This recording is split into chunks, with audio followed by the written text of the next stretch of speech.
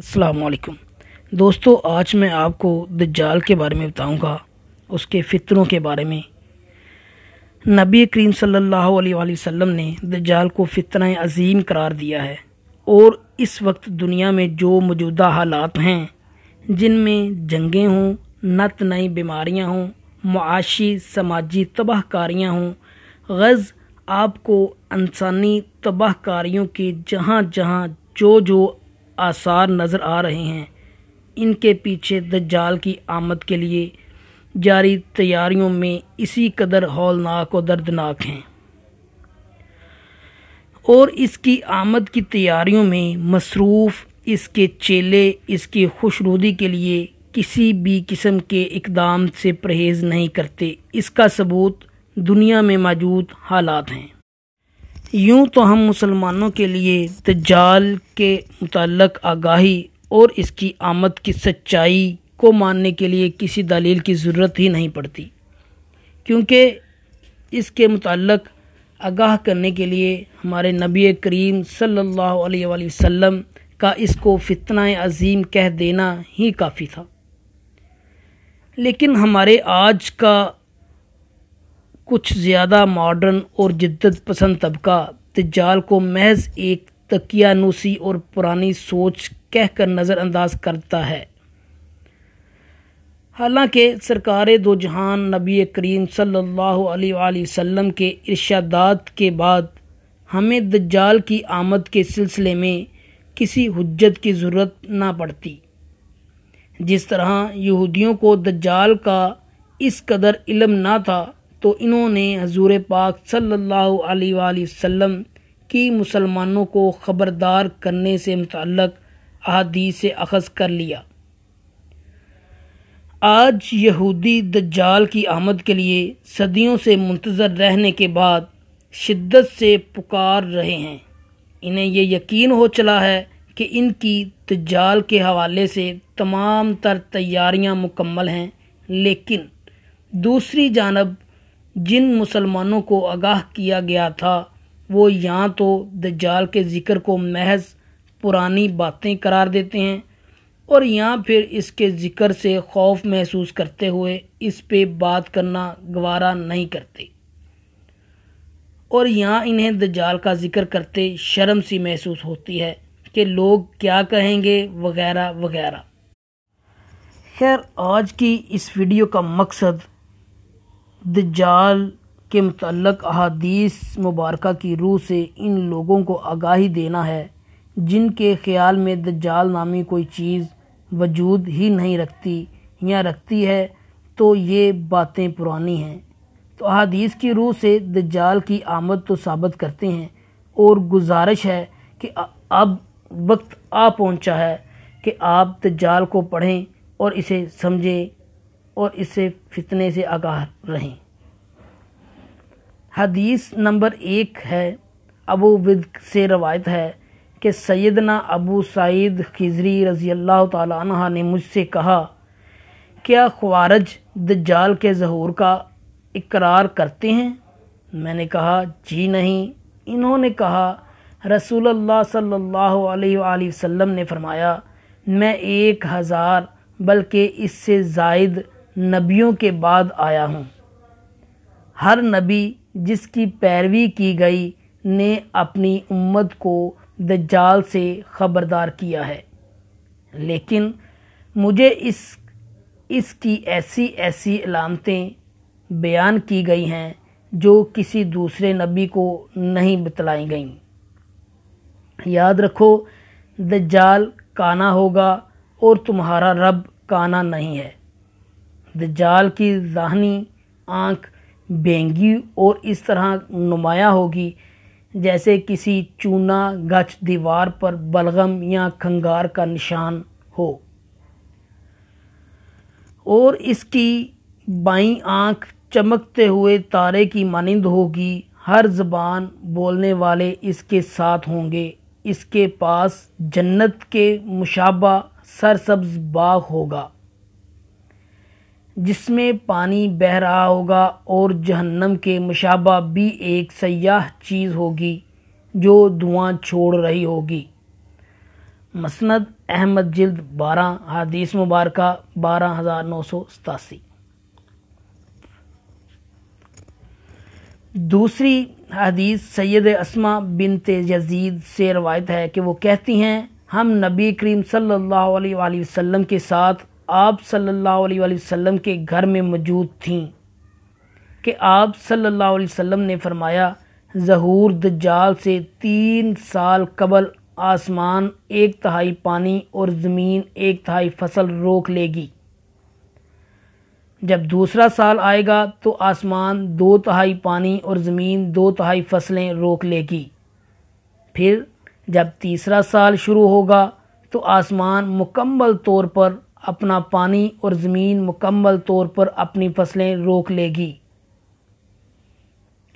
ٹاپوں والے اونٹ اور کھروں والے گائے، بیل، بھیڑ، بکری اور گھوڑے، گدھے سب ہلاک ہو جائیں گے۔ اتنے میں ادھر دجال پہنچ کر ایک دیہاتی آدمی سے کہے گا اگر میں تمہاری اونٹنیوں کو موٹی، تازہ اور دودھ سے بھری تھنوں کی صورت میں پیدا کر کے دکھاؤں تو کیا تم مان جاؤ گے کہ میں تمہارا رب ہوں؟ وہ کہے گا ہاں بالکل۔ اس کے بعد شیطان اس آدمی کے اونٹوں کی شکل میں اختیار کریں گے تو وہ آدمی اس کے پیچھے لگ جائے گا۔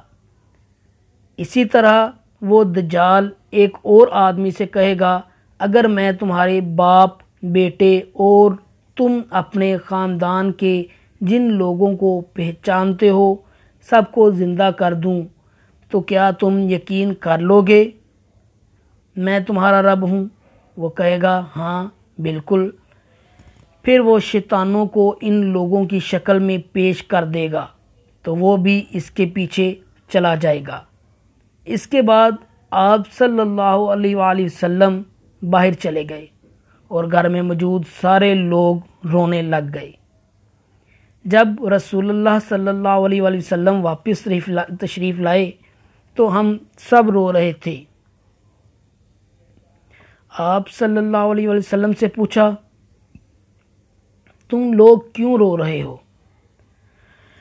تو میں نے کہا اللہ کے رسول صلی اللہ علیہ وآلہ وسلم آپ نے دجال کے متعلق جو کچھ بیان کیا اس کی وجہ سے ایک روایت میں ہے آپ نے تو دجال کا ذکر کر کے ہمارے دلوں کو ہلا دیا ہے۔ اللہ کی قسم میرے اہل کی ایک لونڈی ہے جب وہ آٹا گوندتی ہے تو ابھی تک اپنا کام پورا نہیں کرتی کہ بھوک کی وجہ سے ٹوٹنے لگ جاتی ہے۔ ایک روایت میں ہے جب ہم آٹا گوندتی ہیں تو ابھی تک روٹی نہیں پکاتی کہ بھوک لگ جاتی ہے تو اس وقت ہم کیا کریں گے؟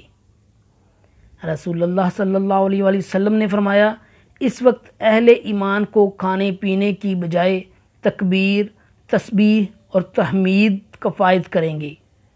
پھر آپ صلی اللہ علیہ وآلہ وسلم نے فرمایا تم لوگ نہ رو کیونکہ اگر میری موجودگی میں دجال کا ظہور ہو گیا تو میں اس کا مقابلہ کر لوں گا، اور اگر میرے بعد ہوا تو ہر مسلمان پر خلیفہ اللہ تعالیٰ خود ہوگا۔ مسند احمد جلد نمبر 12 حدیث مبارکہ 12969۔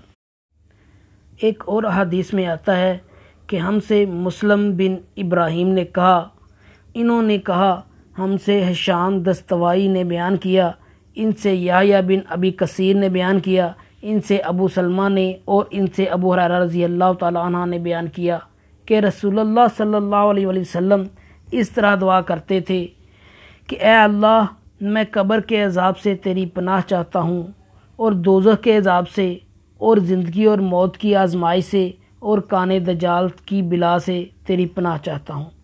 صحیح بخاری شریف حدیث نمبر 1300۔ اسی طرح ایک اور حدیث میں آتا ہے کہ اسحاق نے بیان کیا، ان سے انس بن مالک رضی اللہ تعالیٰ عنہ نے بیان کیا کہ رسول اللہ صلی اللہ علیہ وآلہ وسلم نے فرمایا کوئی ایسا شہر نہیں ملے گا جسے دجال پامال نہ کرے گا سوائے مکہ اور مدینہ کے۔ ان کے ہر راستے پر صفا بستہ فرشتے کھڑے ہوں گے جو ان کی حفاظت کریں گے۔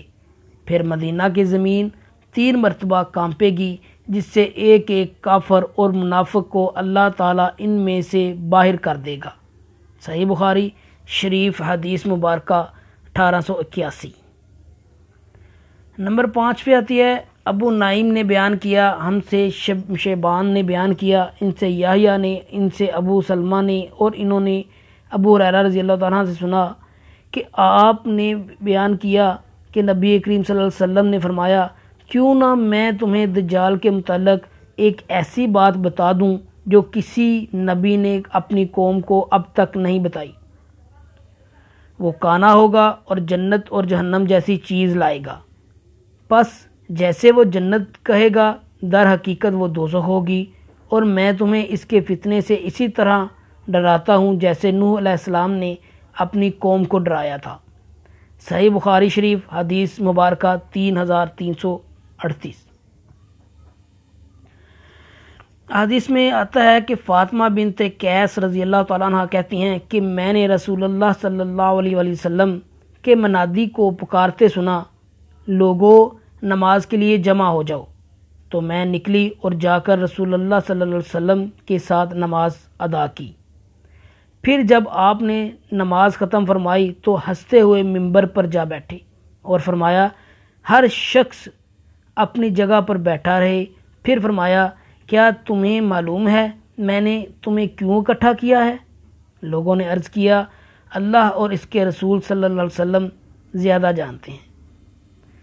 آپ صلی اللہ علیہ وآلہ وسلم نے فرمایا، میں نے تمہیں جہنم سے ڈرانے اور جنت کا شوق دلانے کے لیے نہیں اکٹھا کیا، بلکہ میں نے تمہیں یہ بتلانے کے لیے اکٹھا کیا ہے کہ تیم داری نے جو نصرانی شخص تھے آ کر مجھ سے بیعت کی ہے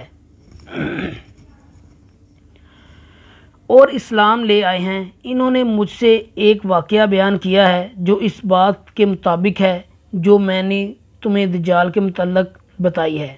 انہوں نے مجھ سے بیان کیا ہے کہ وہ ایک سمندری کشتی پر سوار ہوئے، ان کے ہمراہ قبیلہ لخم اور جذام کے 30 آدمی بھی تھے، تو پورے 1 مہینہ بر سمندر کی لہریں اور ان کے ساتھ کھیلتی رہیں۔ پھر سورج ڈوبتے وقت وہ ایک جزیرہ کے پاس جا لگے، وہاں سے چھوٹی چھوٹی کشتیوں میں بیٹھ کر جزیرہ میں داخل ہوئے۔ وہاں انہیں ایک لمبی دم اور زیادہ بالوں والا ایک دابہ جانور ملا۔ لوگوں نے اس سے کہا، کم بخت تو کیا چیز ہے؟ اس نے جواب دیا، میں جساسہ ہوں۔ تم اس شخص کے پاس جاؤ جو اس گھر میں ہے، وہ تمہاری خبروں کا بہت مشتاق ہے۔ جب ہم سے اس نے اس شخص کا نام لیا تو ہم اس جانور سے ڈرے کہ کہیں یہ شیطان نہ ہو۔ پھر وہاں سے جلدی سے بھاگے اور اس گھر میں جا پہنچے تو کیا دیکھتے ہیں کہ ایک عظیم الجثہ اور انتہائی طاقتور انسان، کہ اس جیسا انسان ہم نے کبھی نہیں دیکھا، جو بیڑیوں میں جکڑا ہوا ہے اور اس کے دونوں ہاتھ گردن سے بندھے ہوئے ہیں۔ پھر انہوں نے پوری حدیث بیان کی۔ نمبر 1، اور ان سے بسیان کی کھجوروں اور زائر کے چشموں کا حال پوچھا اور نبی امی کے متعلق دریافت کیا۔ پھر اس نے اپنے متعلق بتایا کہ میں مسیح دجال ہوں اور قریب ہے کہ مجھے نکلنے کی اجازت دے دی جائے گی۔ نبی کریم صلی اللہ علیہ وسلم نے فرمایا، وہ شام کے سمندر میں ہے یا یمن کے سمندر میں؟ پھر آپ نے کہا، نہیں بلکہ مشرق کی سمت میں ہے۔